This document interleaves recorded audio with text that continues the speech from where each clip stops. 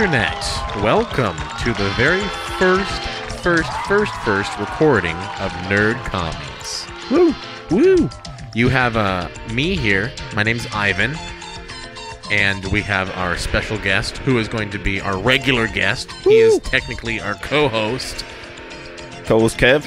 Wow, that's Kev. Even better. Co-host Kev. Co-host Kev. I can't even make that up anymore. No, it's true. You are locked in now as co-host Kev.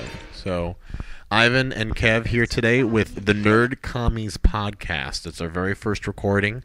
We're going to just kind of bring you up on all the greatest culture, Nerd culture. Nerd culture, enterprise. I know a lot of people don't like that word nerd culture, though. It's weird. I mean, I have a hard time. I try not to overuse the word nerd too much. Me too. But we are going to try to cover all the greatest things that are out there that we love. Right? Movies, video games, pen and paper games. They're all games. I want to do a little music too. Some music would be great. Anything that's out there that we love, we'll share it out there, and hopefully you like it too. And if you take the opportunity to listen to us more, then we'll be around. If anything, just to listen to our sexy, sexy voices, of course, broadcasting to you every single month. Oh yeah, in the car, at home, and when you're driving, because you're bored of all your other ones, right? So that's when I listen to podcasting the most. Is when I'm driving. In the commute, right? Ugh, the LA commute, man. Hell yeah, it's stupid.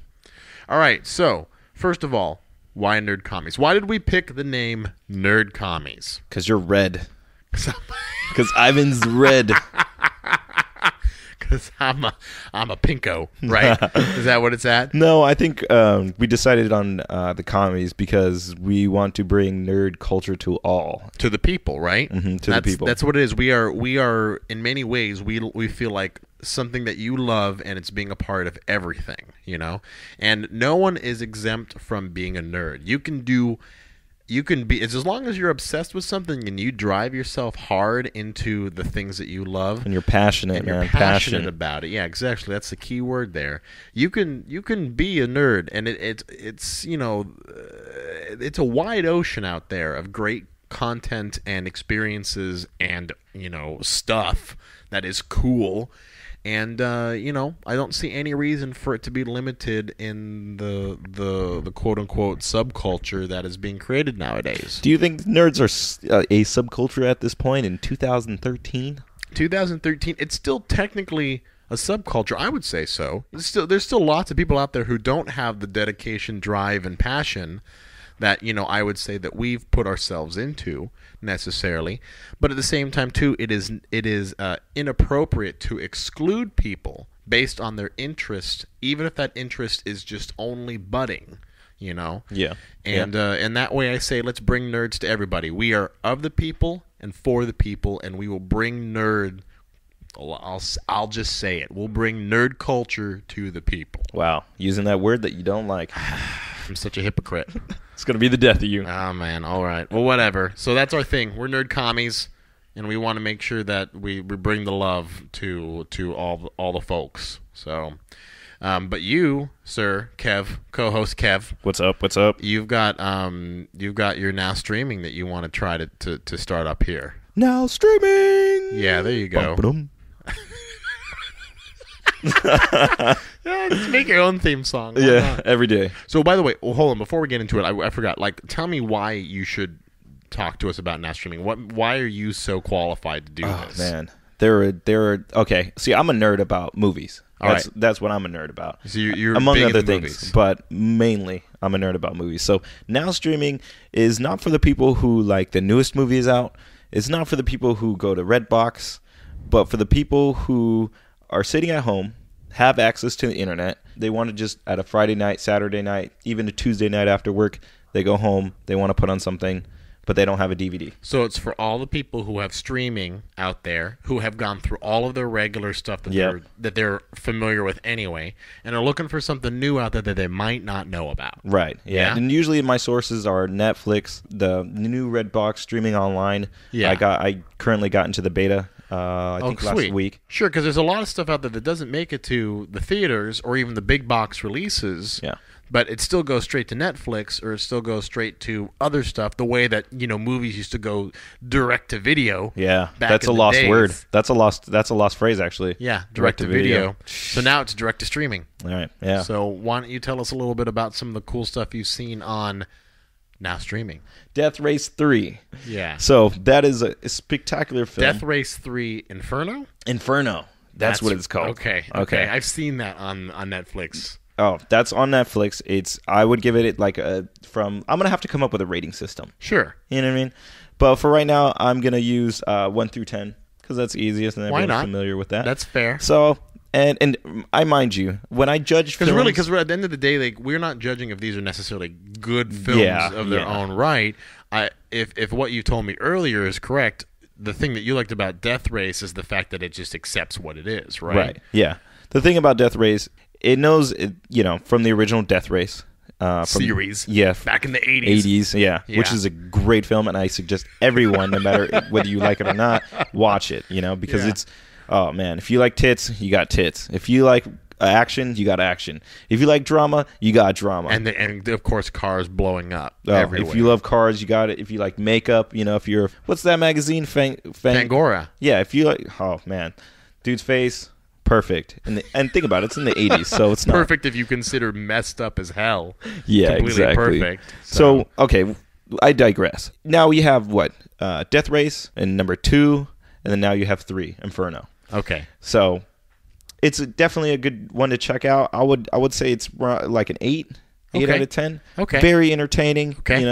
It doesn't take itself too seriously. It knows its origins. It keeps to those origins, and it's a fun ride, man. Okay. Fun ride. So you're saying the reason it's good is that just because it accepts what it is. Yeah. The filmmakers know, the actors know, the producers know. Everyone knows what they're making. So just explosions, gunshots. It's fun. I haven't seen it, to be honest with you. So I would compare it to a lower B grade of Expendables. No, I was going to launch into that. It's like, Okay. well, how does this film compare to something like The Expendables or Expendables 2, which are movies I love, Right. because of that same reason. Right. It's a completely an 80s action film that felt like it was remade for like 2012. Right. So right. how does that like compare?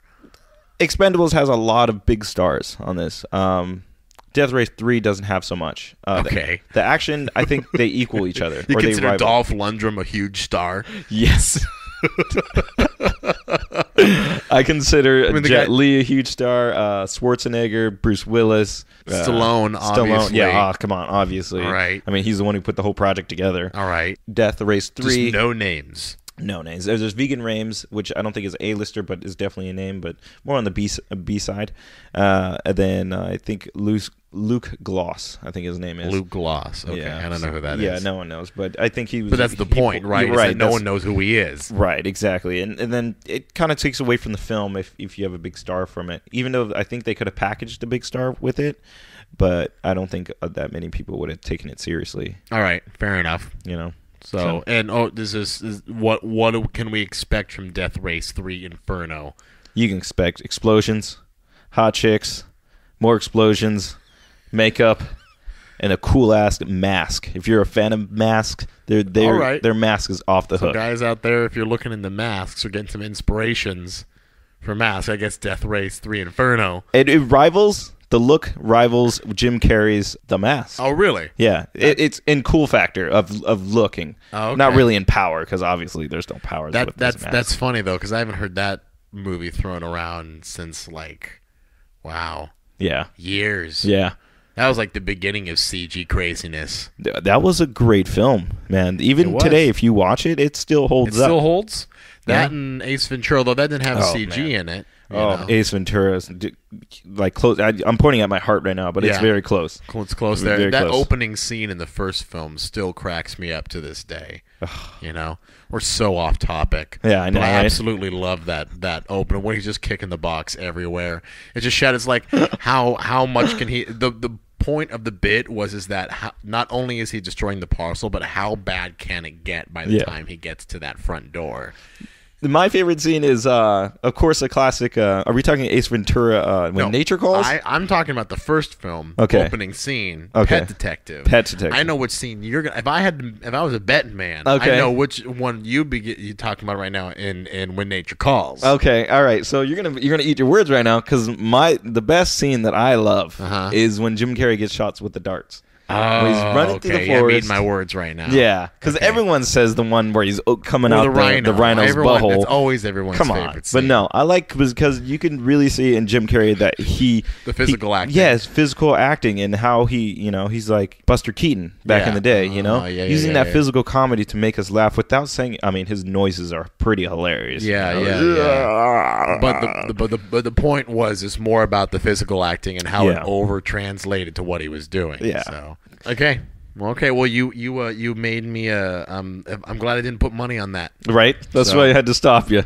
All right, let's move on. We wanted to talk a little bit. We're a little behind on this. We understand. Yeah. Although some articles are just getting out about it now. It's like CES. Right. Ooh, yeah. So you pretty much watched it. You pretty much watched CES from what it was, and I was actually at CES. Yeah, lucky bastard. Let's talk about our experiences a little bit. Okay, I'm going to talk about mine. Mine was more a home experience, probably more than actually like most of the population. Because only so many people can go to CES, considering it's a trade show. Yeah, exactly. So I got in there. I know I'm a tech geek also. I follow everything tech also. So I realized CES is coming up through CNET, and I noticed they had a live broadcast for each of the on the floor interviews, on even the conferences. Sure. They would show them live. And even if you didn't catch them live, you can just rewind it back on their toolbar and watch the whole thing, and even skip over some of the commercials. I say commercials like quote unquote because some of them are terrible, some of them are just blank screens with their logo on it. Got it. I like a lot of live coverage places can do. So it was good. So then how was CNET's whole streaming? Theirs was pretty legit, man. I've lately been watching a lot of streaming event websites or things being covered, like E3 last year was covered a bunch, and it was top notch, man. Top notch. Okay. So what was some highlights as far as what did CNET? Okay, so the highlights and I loved, because I only found that show the other day. They have a show called oh man, I forgot by now. Where they take like an iPhone or an iPad and they just drop it or break it. And it started off like with a YouTube sensation. Where people would take these. Will it blend? Yeah, exactly. So they would take it and put it in the oven. So they had their live segment with their two hosts, and they drop an iPad from like a 7-foot ladder maybe, and see what would break and what would survive. So I thought that was nice. If you're at the conference, you can probably enjoy that segment, but when you're at home, you can still definitely enjoy that, because you're like, ooh, don't do it. That's $700 and down. And down. But what the great thing about that program is that after they dropped the item, they would give it away. They had a raffle, and they gave those. Yeah. I mean, no, even if it didn't. Oh, even if it didn't. Okay. There's a lot of techs out there who would just take it apart, use all the rare earth minerals inside of it to build whatever the hell they wanted. No, I get it. Yeah. So what was some of the booths that they talked about that they particularly enjoyed? Because that's the whole point of CES, is the new tech, though, yeah, right? But they like a couple days later, they have an edited video that will, oh, sure, the most popular stuff. A lot of the stuff they covered was more health stuff, like you can hook up a wristband to your wrist, and it'll tell you it's connected to your phone. I saw that booth. That one wasn't very far away from where I was working. It was like a full health monitor that you put on your wrist, but it uploads the data to your iPhone. Did you get to try it out at all? No, I didn't. I saw their presentation. They had a guy doing like the speed jump roping, and they were showing data live. Okay. Like, because again, he'd hook it up via his wrist, and then I think it would Bluetooth, if I remember correctly, to his phone to give him live readouts of his vitals. Wow, as they would say. That's crazy, man. What was your experience like? You went there. No, I went there, but to be honest, I worked it. Okay. So I was at a booth most of the time. I only got to see 2 or 3 of the major booths while I was there. Sphero was right next to me. I don't know if you've heard of Sphero. No. It's actually a toy. It's a Bluetooth toy that you do through your tablet, your phone, or whatever. It's got a gyro in it. Oh, it's with like the helicopters? Yeah, but it's a ball.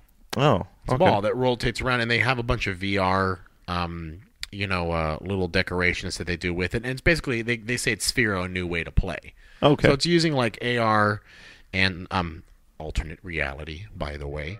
But that was one that just stuck out because it was close to me. But the 2 big things that I heard at CES that were big news, and I did get some insight on both of them, was the Sony 4K TVs, which are huge. And the 3D printing.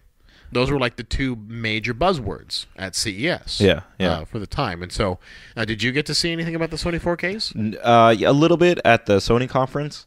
Yeah, I probably saw a couple seconds, but I didn't see any on the 3D. The 3D printing. Yeah. So it's a huge. So, well, what do you want to talk about first? Let's talk about 4K because Okay. I'm more familiar with 4K. So the 4K. I mean, I don't know about you, but I feel like it doesn't make a big difference. Really? I mean, you the one who saw it in person. I didn't get to see it in person. Yeah, I mean, it is. Here's the thing: it's more about the frame rate than it is about the actual resolution, because it's scanning at so many frames a second versus what it is, and they're doing it mostly to showcase 48p. Right. So it's double what a standard film rate is. Right, because standard rate is, for people who don't know, is 24. Yeah, frames so per second. it's double, and it did look like. The wild part is that it did look like you were actually watching somebody more so than it would be if you were like seeing them with your own eyes. But my thing is that human perception is inherently imperfect. Right. We don't see in zeros and ones. No. I mean, we do actually have imperfections in our own vision. And, in storytelling, it's the imperfections that I think make it human. Right. So especially in movies, shooting at 48p is it's now superhuman. The amount of perception that we have. But isn't that some of our goals, man, as nerds? Is to be superhuman? Yeah, but as soon as I'm able to see in 48p, or be able to tell the difference. I mean, I guess in some level, like maybe the generation after us might be able to notice the difference, the same way that we obviously see a difference between monochrome film and what we have now, or even old 480 versus what we get, because pretty much everyone has an HD TV in their home nowadays. Whether they're 720 or 1080, right? Everyone's kind of seeing stuff in high def. But I don't like, and I'll tell you one of the realizations I had from this is that I got the Alien quadrilogy on Blu-ray. Right. Totally excited to see the first Alien film in Blu-ray. I sat it down, put it in my PS3, and I was like, all right, this is going to be awesome. I can't wait to see the original Alien in high def, because they rescanned it. And it was like watching the film, but instead of watching the film, I was seeing a tour of the set. Whoa. I mean, you watched the extras, the specials? No, what do you mean? What do you mean? Film. Watching the film itself was like watching a tour of the set, because it was so crisp, such high quality, so perfect that I could see how crappy that set was. We were saying that, though, a couple years ago, or 5-10 years ago, when we were transitioning from standard definition to high definition. We made all these jokes like we can see the pores on people's faces. Yeah, but still, it was like the whole point of the original Alien film was that there was a certain gritty nature to the medium that made it feel like you weren't safe. That was the thriller element of it. It was unprotected. Everything looked raw, But now it was so clean that it removed all of that scary element to it, and that I don't think that was the cinematographer's choice. Of course not. To see that done, because he obviously saw it through the camera lens, but knew it would be. In the processing, it would be darker. It wouldn't translate to a degree. And instead of seeing the alien for this terrifying creature in the shadows, it now clearly looks like a man in a trash bag. So, and that just broke my heart. Right. Broke my heart. Well, did you continue with the series, though? Well, yeah, I mean, I went through it, and, some of the other ones weren't nearly as bad, but it was still super clear that it did not benefit the film having a higher resolution in its frame. I don't know. I'm personally, I think it'll be fine when new films are shot for it. Yeah. Sure, it's like, okay, you shoot in 4K, but I still don't think my eye is going to care. Did you see Hobbit at 48p? No, I didn't. I purposely saw it at standard. Standard. Frames I did per the second. same. It was a mistake for me to see it in 3D. Really? It made it. I didn't see it in 3D, but it made it look like it was animated characters. Like it didn't. The 3D. I know they shot it in 3D, but it made it look like it was an animated film versus it being a live action. Epic. Yeah. You know. So I'm probably, and I saw it again in standard, and it was fine. But I haven't seen it in 48, and I don't know how it translates. So. Right. Well, anyway, let's move on to the 3D printing, because that is an interesting element, and it is something I'm thinking about. Yeah. 3D. Okay, so I am very familiar with 3D, but 3D printing. 3D printing for but I didn't see anything. So what did you see on 3D printing? Okay, so there was one major company there that was showcasing, 3D printers, and ironically, talking to the gentleman there, a good 60 to 70% their like gross income is actually through commercial deals, but they're getting all of their buzz right now through a lot of the residential, like just consumer-driven products. People can go and buy a 16-inch by 16-inch 3D printer that has enough material inside of it for like 5 little doodads. Okay, so if you're not too familiar with 3D printing and you think we're talking about a photograph that's 3D without glasses, no, or with glasses. It is printing a sculpture. It is putting in a CAD or putting in a like actual 3D model on say Maya or something, and it's printing out that model in a physical format. Just like when you go to LA Zoo and you put your quarter into the machine and you get a waxed rhinoceros out. I've never done that at the LA Zoo. Oh, come on, man. You live in LA and you never went to LA Zoo. No, I go to the LA Zoo and I got my little pennies punched, then I have the weights on them and punch the pennies in the design, but I never got a little wax rhino. Oh, come on, man. I think I still have mine.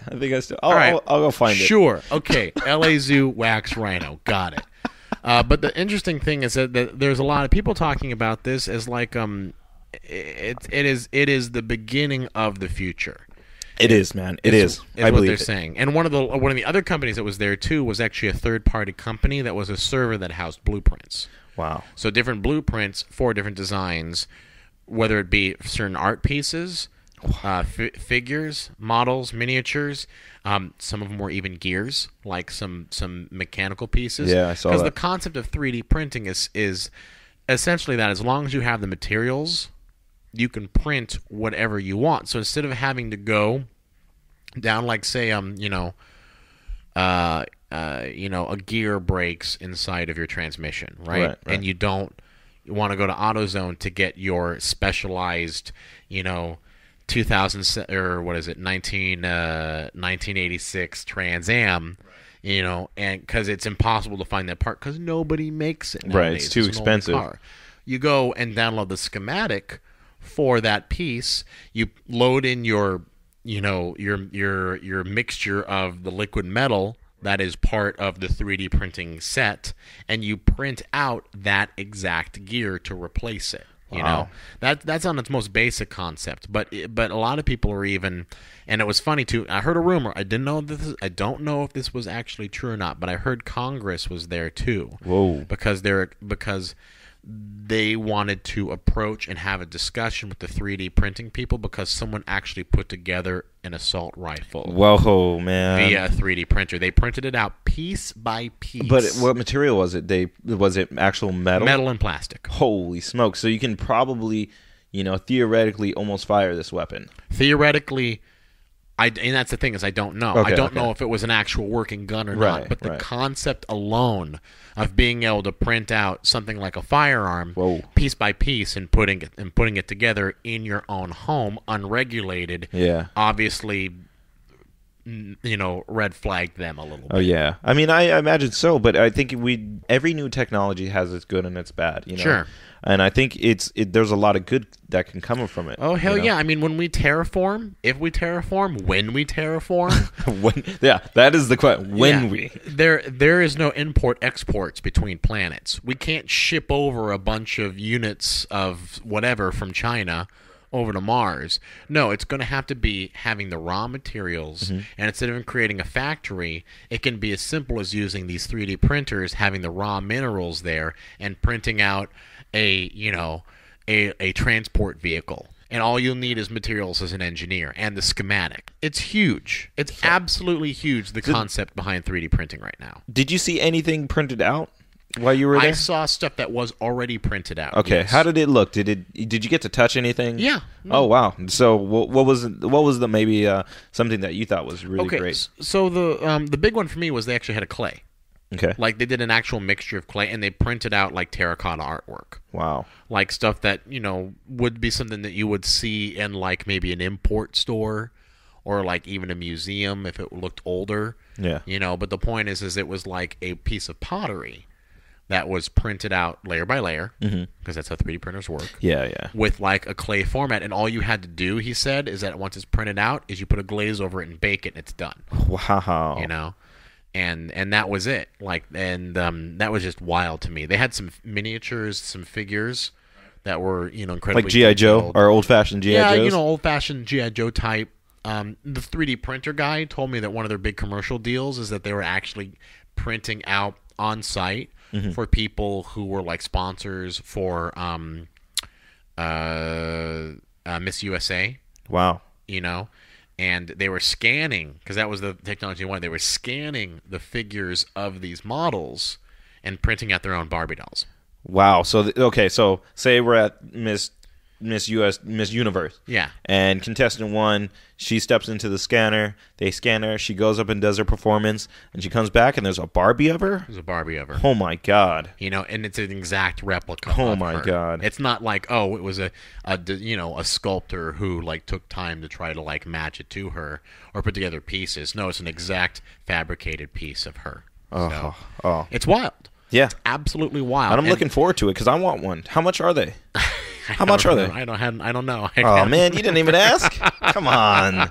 Yeah, but that's right now. There's not a lot of use to it because technically, right now it is probably more convenient to go and get something that's factory produced if it's available. And getting the schematics are kind of a pain in the ass because it's all open source, so it's just everywhere right now. It's not really regulated at all. But the greater our distances are between these factories of production and us, the more viable this technology is going to be in our world. Do you think we're going to start out with kind of like almost like a Redbox deal, or more like a Kmart deal, or more just in our homes? Dude, there is a branch of sci-fi that's just called Transhumanity, the Singularity, that explores all of this crap. And the theories are endless, I don't know if you're familiar with a role-playing game called Eclipse Phase. No. But they have essentially a machine in there called a Cornicopia machine, which is exactly, it's a fabricator just like in Star Trek, but it's also a 3D printer because it just takes raw materials and it makes whatever you want and prints it out. Wow. And they explore, more importantly, how that one affects the economy of supply and demand based on the needs of that planet, whether that planet's owned by a hypercorp, a corporation, or just by private enterprise. What does the cornucopia have on it, and does it have restrictions? How easy is those restrictions to bypass? And frankly, what is available in there? Because most of the times, if you load in a schematic for your new designer chair, can you print out one? Can you print out as many as you want? Like, what is your credit, so to speak, for it? And in a world where all of your primal basic needs are met, as far as housing, furniture, and food goes, how do you quantify value? Right. Wow. Like they do it based on the reputation, the skills of individuals. But of what kind of individual? What do you mean? Because when I hear skills of individual, that I automatically tie that into like a work kind of thing. I mean, so Kevin, if you don't go and make a salary because technically money to you is worthless, since you can go down to the cornucopia machine and get your dinner and get the latest new 3D television because you can just print it out in the cornucopia machine, then why do you work? But what's the credits to get the dinner or the television? But that's the point, is that if it's a new economy system on some of these planets, you don't pay anything. Right. It's just provided for you. So how do you quantify worth because you don't work to buy the things anymore. You know, how you quantify your living space is what can you bring to the table, right? To what is your reputation, as they say. Oh, I see. What is your reputation among the corporation that maybe, runs the planet, or the people, the different private enterprises that are part of what makes up the facilities in general? Wow. What is your reputation, and how do you use that to get what you want? So what game is this? Eclipse Phase. It's a role-playing game. Okay. It's a pen and paper role-playing game. Pen and paper. Okay. Yeah, old school. Okay. So. Wow. Is this still? Are they still running? It's in these circulation. Games? Yeah. No, okay, actually, good. I'm running a campaign of it right now. Holy too. Smokes! Okay. So I love it. It's one of my. It is. System's a little crunchy. Okay. But we're going way off topic because the whole point is that there's a whole run of fiction out there that just talks about the singularity and transhumanity. And you're gonna have to hook me up with some of this, man. You enlighten me. A lot of these talks, you enlighten me on role playing because I'm not too familiar with it. A friend of mine who used to play, he introduced me to it, but I never got. It's okay, movies are the same way with me, man. Like, I don't watch nearly as much TV and movies as I could. Yeah. So, all right, well, I think we should just talk about maybe one of the reasons why everyone is even listening to us today. Because I don't know if I mentioned when we talked about this at the beginning of the show, but I don't think we did. But I am technically, it's not even technically, I am a contestant on TBS's King of the Nerds. King of the Nerds! King of the Nerds.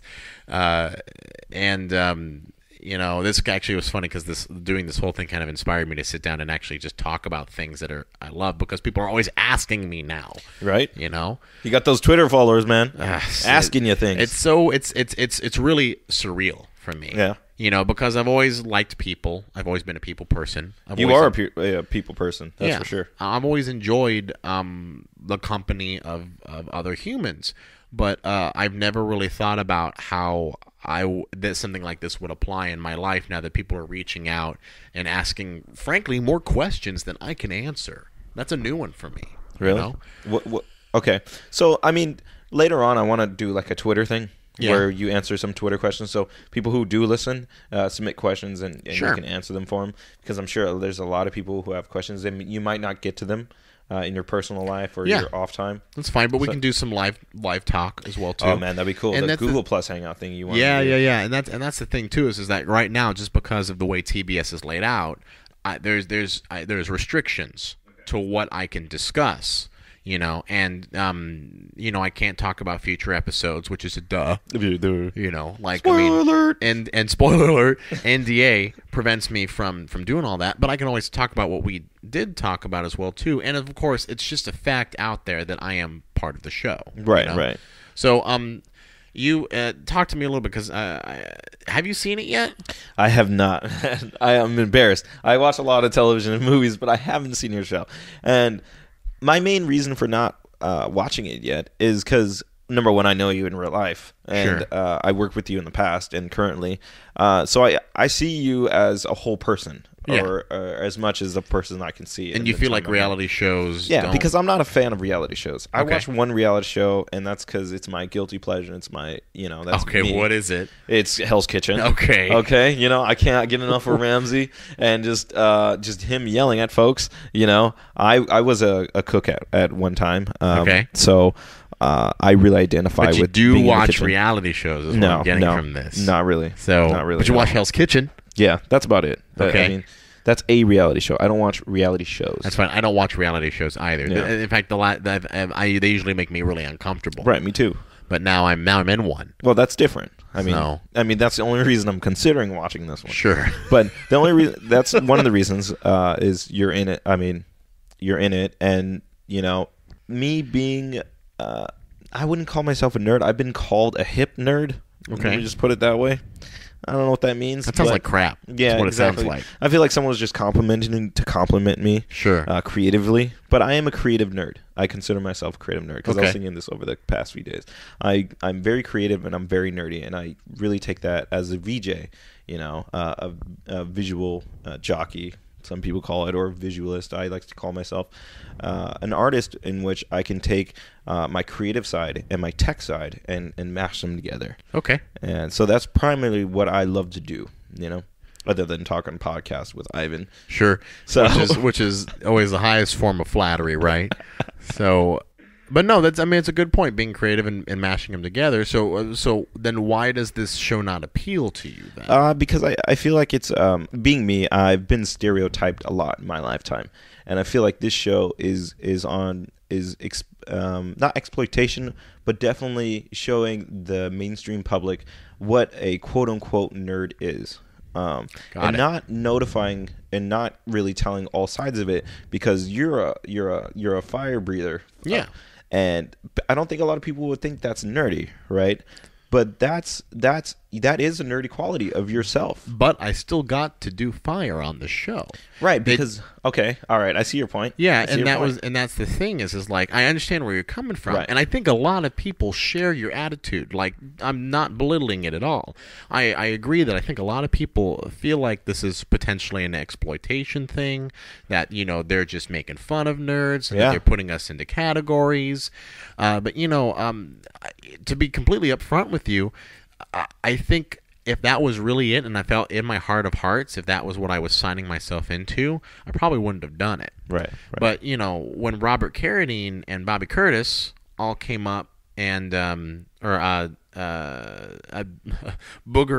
and Stolnick from Revenge of the Nerds, they just, the way they pitched it, it's so much like a celebration. Okay. And even Penny Arcade did an article on it, but I think it was even today, honestly, and I loved it. I couldn't have even said it better, really, if I had to explain it. Is that in their opinion, stuff like Big Bang Theory, being, and it was Gabriel saying this. He said, "Being me is something to be laughed at, right? But in King of the Nerds, being me is the only way to win, right?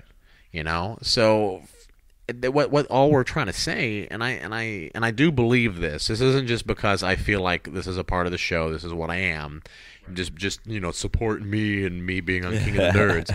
But it's like, this is an opportunity for us to just say, hey, here's who we are. This is what we're doing.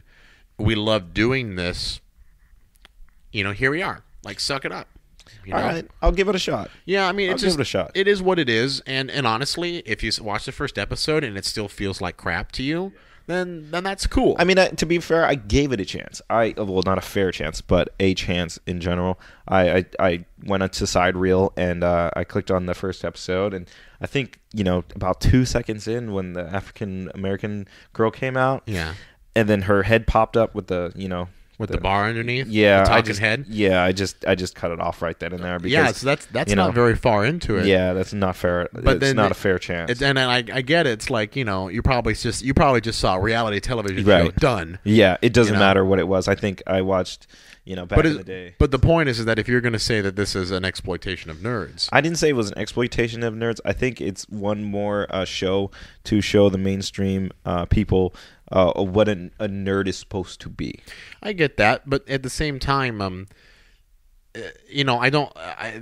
would disagree in like what a nerd is supposed to be. I think it's more of a this is what it can be. Okay. This is what it could be, and on top of that, we're opening up the doors for more stuff to be made.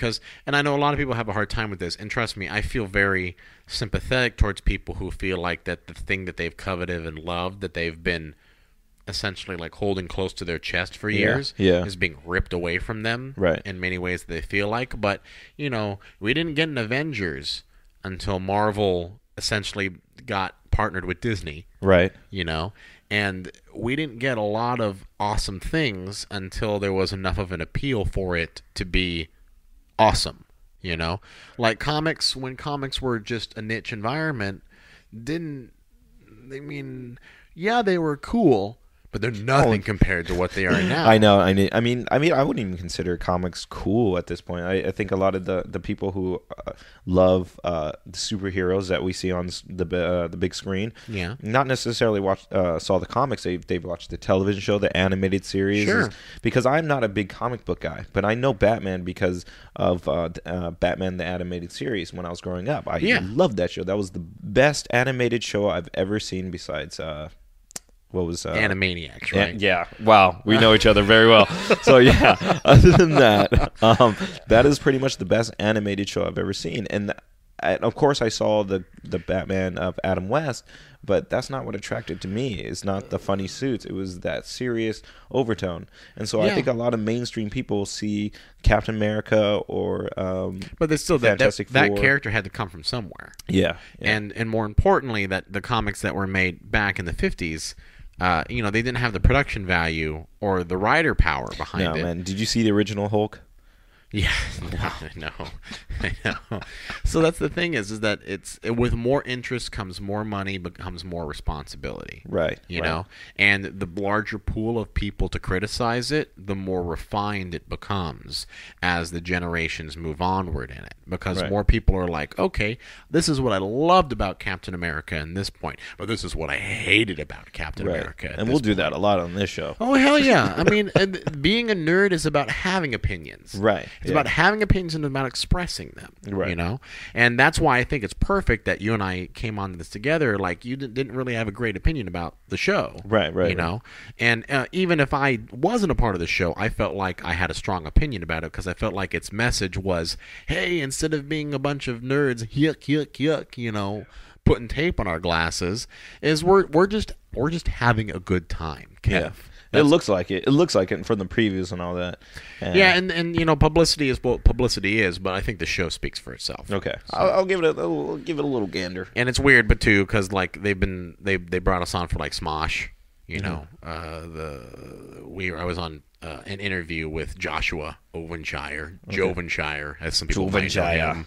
I just call him the Ovenshire because I didn't know him as the Smosh, you know, clever media guy. He's a big YouTuber. Oh, okay. You know, so but you know, we clicked right off the bat, and so he asked me and a couple of other contestants to come on to one of his shows and talk about it. And the top comments that have been getting on that video have been about like how I look like another YouTuber. And even before, when they were doing my bio videos, they said I looked like a different YouTuber. So I've actually just been laughing my butt off because like all the comments have been about like I either look like Tobuscus on YouTube, or I look like Lasercorn, I guess. Which, you know, I saw photos of him and I was like, okay, well, I guess.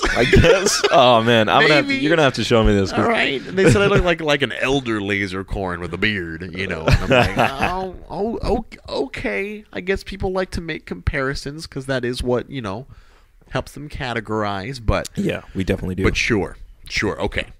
Yes. So you're admitting you look like him? No, I have no idea. Like I looked like him, and I guess we have. So I'll tell you what, Lasercorn, if you're listening to this, like, you know, let me know. Let's do a video or come on the podcast or something. We'll do a face by face comparison. Face by face on our podcast. Let's see, like. Or we'll post photos. Yeah, we'll do a YouTube video. But let's do a side by side. Yeah, and see what's going on here. See if maybe we have the same great grandfather or something. That'd be amazing. That'd be weird, right? You know, years later. Anyway, so yeah, I think that's what I got on our list right now. Yeah, I think it's a solid. We ranted about CES for a while. Yeah. 3D printers. We'll do that from time to time. And honestly, we'll talk about it as other stuff as well too. But you know, thanks guys out here for listening. Shoot. You know, this is our first episode, so we appreciate you taking the time to go through our entire ranting at the moment. We hope that you'll listen to us further. You know, go out there, check out our social media. You know. And do you want to give a blast to your Twitter? Oh yeah, dude. Well, if you just want to come find me on Twitter, I'm just Hydra_Lord. All right, Hydra_Lord. I'm also just on Facebook. It's my full name, Ivan Baron Van Norman with 2 R's. You know, sweet. And if you subscribe to that, I'll continue to post links until we can get everything set up for, you know, the Nerd Commies. Yeah. Here, podcast, iTunes. Yeah, exactly. Because hopefully you got this on iTunes, or you know, you just downloaded us directly off of a link. So, but yeah, guys, thanks a ton for hanging out and being part of the first episodes. You're part of the elite. Woo, woo. All right. All right, cool. We're signing off. My name's Ivan. Co-host Kev. Co-host Kev. Yeah, I think I'm gonna go with co-host Kev or just Kev. I'm not sure. I think co-host Kev. I mean, it's whatever you feel cool with. Yeah. But we're the Nerd Commies signing out.